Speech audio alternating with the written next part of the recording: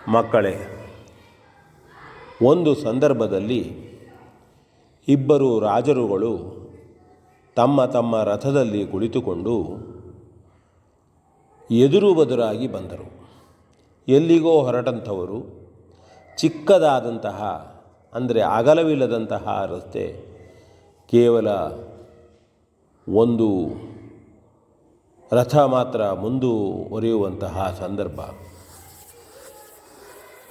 ಎದುರು ಬದರಾದಾಗ ಒಂದು ರಥ ಹಿಂದೆ ಸರಿದರೆ ಮಾತ್ರ ಇನ್ನೊಂದು ರಥವನ್ನು ಚಲಿಸಿಕೊಂಡು ಹೋಗಬಹುದು.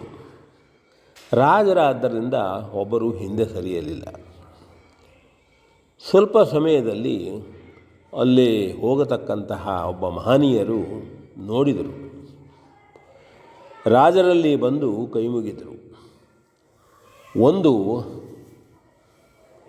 ವಿಷಯವನ್ನು ಹೇಳಿದರು ಅವರು. ನೋಡಿ ಮಹಾರಾಜರುಗಳೇ, ನೀವು ಈ ರೀತಿಯಾಗಿ ಪರಸ್ಪರ ಎದುರು ಬದುರು ತಾನೇ ಮೊದಲು ಹೋಗಬೇಕು ಅಂತಿದ್ದರೆ ಒಬ್ಬರೂ ಹೋಗಲಿಕ್ಕೆ ಆಗೋದಿಲ್ಲ.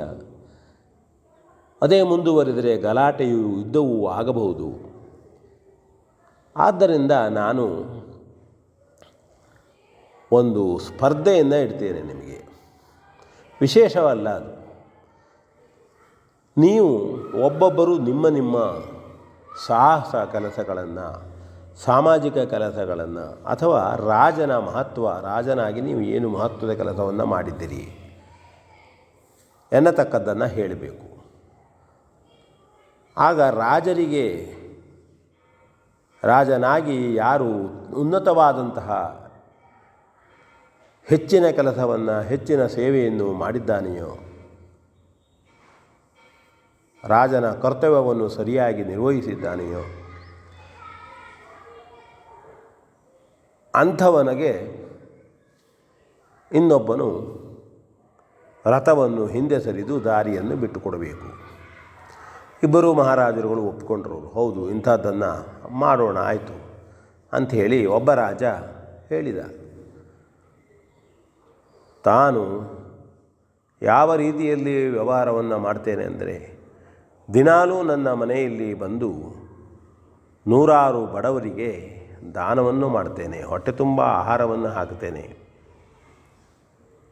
ಅದಲ್ಲದೆ ಆಗಾಗ ಸಾವಿರಾರು ವೃದ್ಧಾಶ್ರಮಗಳನ್ನು ಕಟ್ಟಿಸಿಕೊಡ್ತೇನೆ ದೇಶದಲ್ಲಿ. ಬಡವರಿಗಾಗಿ ಮನೆಯನ್ನು ಕಟ್ಟಿಸಿಕೊಡ್ತೇನೆ. ಹೀಗೆ ಹೇಳಿದ. ಆಗ ಹೌದು, ರಾಜನಾಗಿ ಮಾಡಿದ್ದಾನೆ ಇವನು ಅಂತ ಆದಮೇಲೆ ಇನ್ನೊಂದು ರಾಜ ಯಾವ ಮಾತನ್ನೂ ಆಡಲಿಲ್ಲ. ಆಗ ರಾಜನ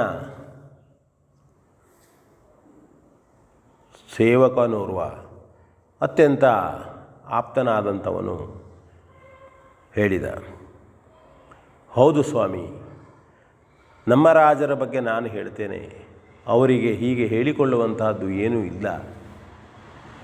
ಯಾಕೆಂದರೆ ನಮ್ಮ ರಾಜರು ಮಾಡಿದಂತಹ ಕಾರ್ಯದಿಂದ, ಕೆಲಸದಿಂದ, ಆಡಳಿತದಿಂದ ದೇಶದಲ್ಲಿ ಯಾರೂ ಬೇಡುವ ಪರಿಸ್ಥಿತಿಯಲ್ಲಿ ಇಲ್ಲ. ಪ್ರತಿಯೊಬ್ಬ ಪ್ರಜೆಯೂ ಸ್ವಾವಲಂಬಿಯಾಗಿದ್ದಾನೆ. ದುಡಿದು ತಿನ್ನುತ್ತಾರೆ. ಮಕ್ಕಳನ್ನು ತಂದೆ ತಾಯಿಗಳು ಪ್ರೀತಿಸುತ್ತಾರೆ, ಮಕ್ಕಳು ತಂದೆ ತಾಯಿಯರನ್ನು ಪ್ರೀತಿಸುತ್ತಾರೆ. ವೃದ್ಧಾಪ್ಯದಲ್ಲಿಯೂ ಸಹಿತ ಮಕ್ಕಳು ತಂದೆ ತಾಯಿಯರನ್ನು ಅತ್ಯಂತ ಪ್ರೀತಿಯಿಂದ ನೋಡಿಕೊಳ್ತಾರೆ. ಎಲ್ಲರೂ ಸುಖವಾಗಿ ಇದ್ದಾರೆ. ಪರಸ್ಪರ ಹೊಡೆದಾಟವಿಲ್ಲ, ಬಡಿದಾಟವಿಲ್ಲ, ಕಚ್ಚಾಟವಿಲ್ಲ. ದೇಶದ ಜನರು ಅತ್ಯಂತ ಸಂತೋಷವಾಗಿ ನಮ್ಮ ರಾಜನ ಆಡಳಿತದಿಂದಾಗಿ ಬದುಕುತ್ತಿದ್ದಾರೆ. ಹಾಗಿದೆ ನಮ್ಮ ದೇಶ. ಹಾಗಾಗಿ ಈ ಮತ್ತೊಬ್ಬ ರಾಜರು ಹೇಳಿದ ಹಾಗೆ ಮಾಡುವ ಪರಿಸ್ಥಿತಿ ಬಾರದೇ ಇದ್ದ ಹಾಗೆ ರಾಜರು ನೋಡಿಕೊಂಡದ್ರಿಂದ ಹೇಳಿಕೊಳ್ಳುವಂಥದ್ದು ಏನಿಲ್ಲ ಅಂತ ಹೇಳ್ತಾನೆ. ಆಗ ಮೊದಲನೇ ಹೇಳಿದಂತಹ ರಾಜ ನಿಧಾನವಾಗಿ ತನ್ನ ರಥವನ್ನು ಹಿಂದೆ ಸರಿಸುತ್ತಾನೆ ಮತ್ತು ಎರಡನೇ ಬಾರಿ ಹೇಳಿದವನಿಗೆ ದಾರಿಯನ್ನು ಬಿಟ್ಟುಕೊಡ್ತಾನೆ.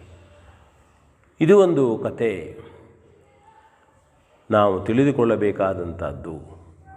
ರಾಜರಾದಂಥವರು ಪ್ರತಿಯೊಬ್ಬರ ಯೋಗಕ್ಷೇಮವನ್ನು ನೋಡಿಕೊಳ್ಳಬೇಕು. ಇವತ್ತು ನಮ್ಮಲ್ಲಿ ರಾಜರ ಆಡಳಿತ ಇಲ್ಲ, ಪಕ್ಷಗಳ ಆಡಳಿತ ಇದೆ. ಸರ್ಕಾರದವರು ದೇಶ ಸಮಾಜ ಉತ್ತಮವಾಗಿದೆ ಅಥವಾ ಸರ್ಕಾರದ ಆಡಳಿತ ಸಂಪೂರ್ಣ ಸ್ವಚ್ಛವಾಗಿದೆ ಅನ್ನಬೇಕಾದರೆ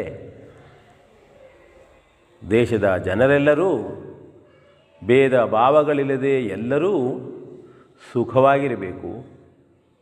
ಅವರ ಬೇಕು ಬೇಡಗಳ ಅವಶ್ಯಕತೆ ಪೂರೈಕೆಯಾಗಿರಬೇಕು. ಆಗ ಆಡಳಿತ ಮಾಡಿದವರಿಗೊಂದು ಕೀರ್ತಿ, ನಿಜವಾದಂತಹ ಆಡಳಿತ ಅದು ಅಂತ ಹೇಳ್ತಾ ವಿ ಎನ್ ಭಾಗವತ್ ಬರಬಳ್ಳಿ.